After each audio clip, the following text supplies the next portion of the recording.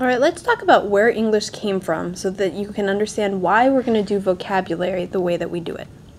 So first, think about what you can guess about English, actually, and what you know. So, do you know anything about how or why languages change over time? What do you think about how old the English language is? And last, what other languages might be related to English? Jot down those ideas at the top of your pink paper, page 1 from class, and then come back to this video. Okay, so you should have some ideas. Let's see how many of those were on target. So first, the tree of Indo-European languages has to do with what languages are related to English. If you look down here at the bottom of the tree, all of these languages stem from Proto-Indo-European, which was a Stone Age language as far back as 5000 BC. If you look up way at English on the apple, you can see that the closest branch to English is West Germanic, which means that actually English is most closely related to German. Other languages that are related include the North Germanic languages, which are all the Scandinavian languages like Danish and Icelandic. And then on another branch, the Centum languages, are all of the Romance languages that come from Latin, such as Spanish and Portuguese.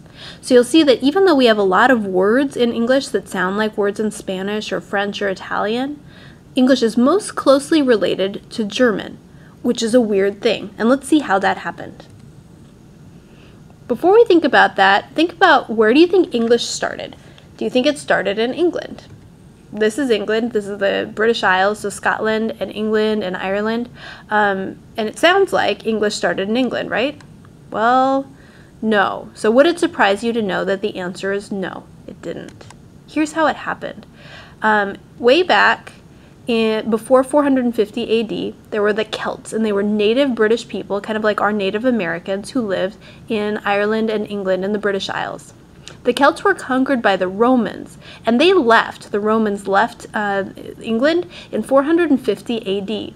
Once the Romans left, the Vikings, who lived over in modern-day Germany and Denmark, over on the right of the map, realized they could come in and conquer this land because the Romans didn't hold it anymore.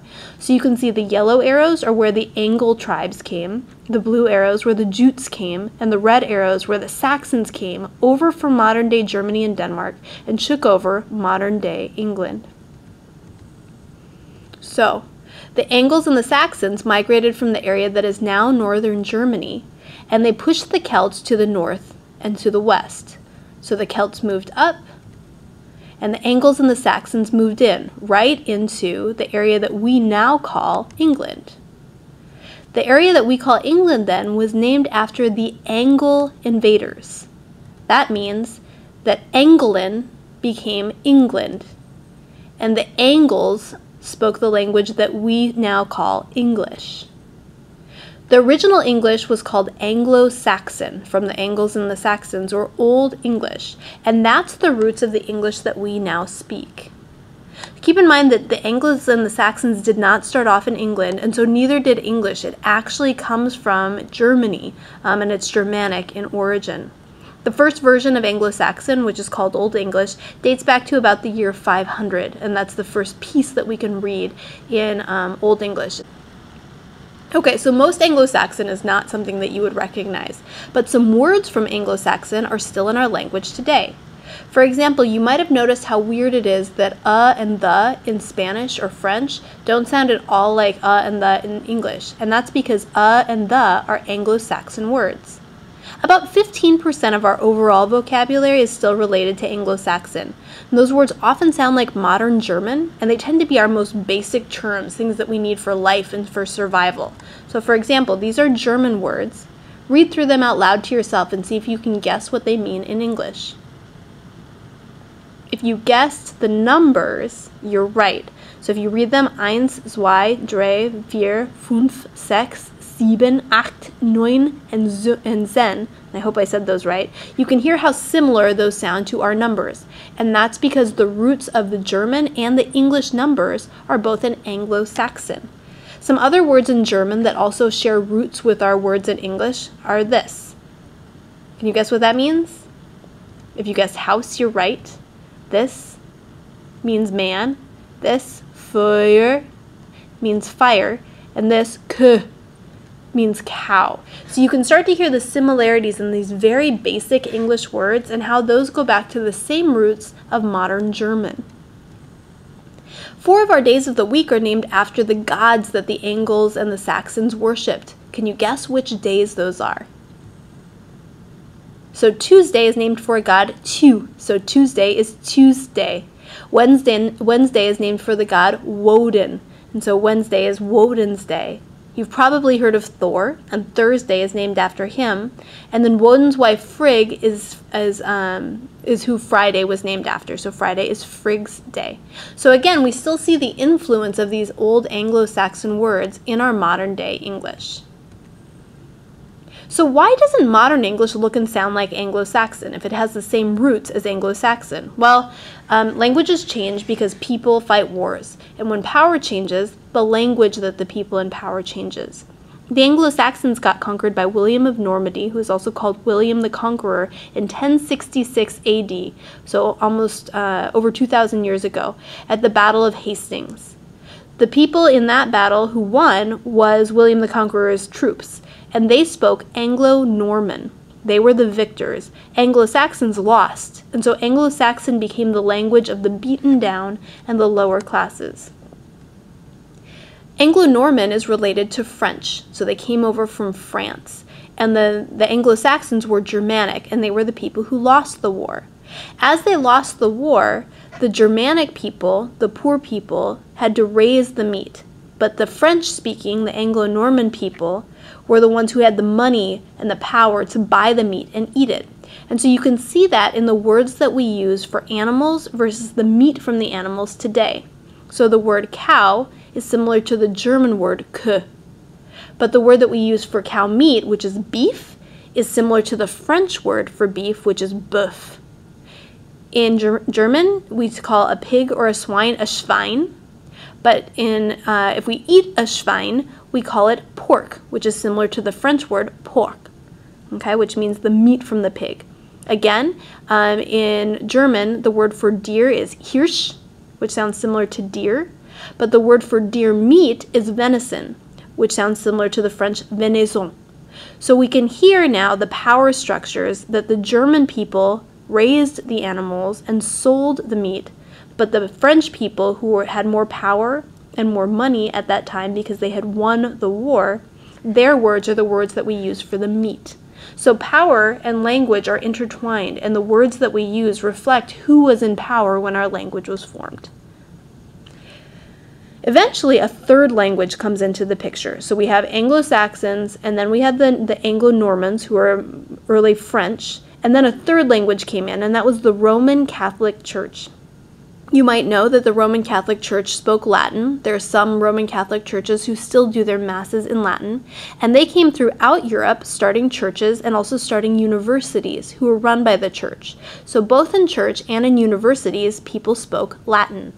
Therefore, Latin became the language of learning, education, and worship across many countries in Europe and in England. So really, English is 3 languages in one.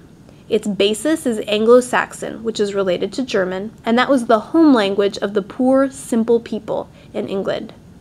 Anglo-Norman, which is related to French, was the language of power and business, because those are the people who won that war, and they're the people who had power. And then Latin became the language of the very educated, the monks, and the people who got to attend the university. So that's why English has over 250,000 words, more words than any other language. It's because we have a lot of times at least 3 different words that mean the same thing and 3 levels of fanciness. So if we were going to talk about a church or a very special place, we might call it holy. That word is related to German, heilig, and so that's the most basic word. A fancier way of saying holy is sacred, and that's related to the French word sacré, which also means sacred. Again, that was a slightly fancier group of people.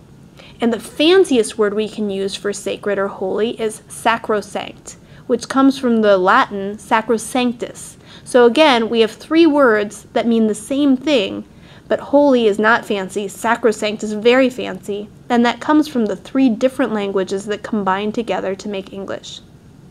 This matters because in language we have things called registers.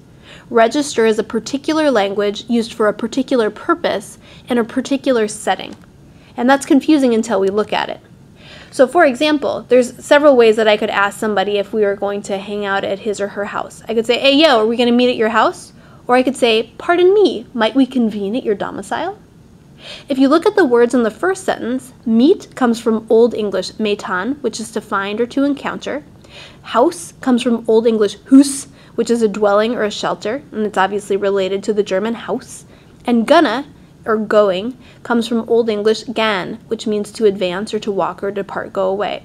So the informal version of English has those roots in Anglo-Saxon words. Are we going to meet at your house?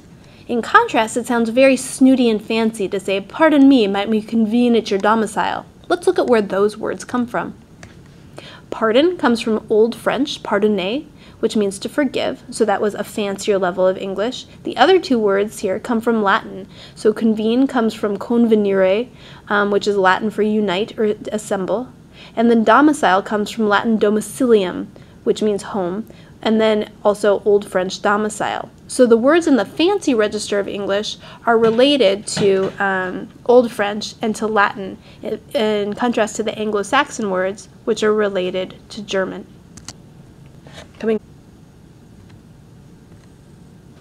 So keep in mind as we do this talking about register that the words that come from Latin often sound the fanciest. So the words that come from that Latin branch of the tree sound the fanciest. So for example, culpable, exigent, explicate, augment, pensive, and ambivalent all sound pretty fancy, snooty, highly educated words.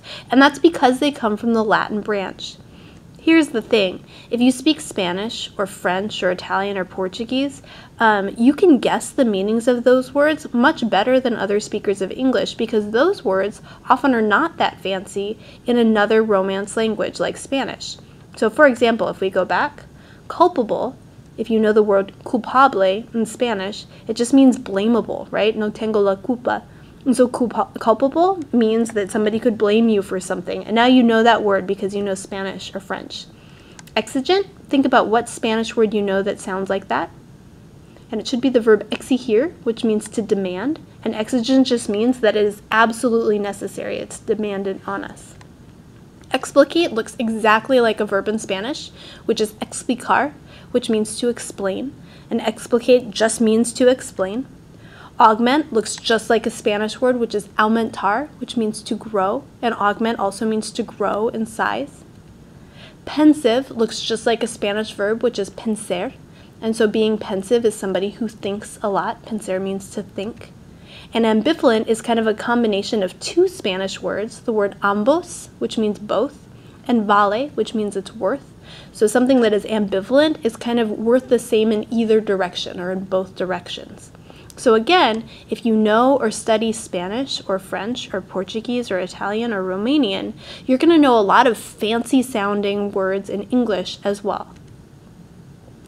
You might be wondering just how different is Old English. I'd like you to try to read this out loud to yourself and see if you can guess what the text is. Go ahead and pause the video and read it to yourself now. Okay, so you read that to yourself. Let's try another version. So Old English, this is from 1000 AD. If we move forward a little closer to now, here's the same text written in Middle English, which was kind of a blend of French and English. This is from 1384 AD. Try to read this out loud to yourself and see if you can guess what it is. Okay, once you've tried that, we're moving forward to the last one. And so in early modern English, which is the language of Shakespeare, this is from 1611 AD, you probably recognize this text now. And so you can see how English has changed over time to get closer and closer to the English that we speak now. You'll see that Shakespeare did speak the same version of English as us, modern English, just an earlier version, but Middle English and Old English sound pretty different. And that's how English has changed over time, and that's why we spend time studying those Roman roots, those Latin roots, because they help us understand the patterns behind our fanciest words. And as we go forward, we'll be studying Latin roots to help you understand a lot of those words that will show up on the SAT or in more academic pieces of text to give you that power to use the fancy words that the monks had in their universities way back in the Middle Ages. Welcome to Vocabulary.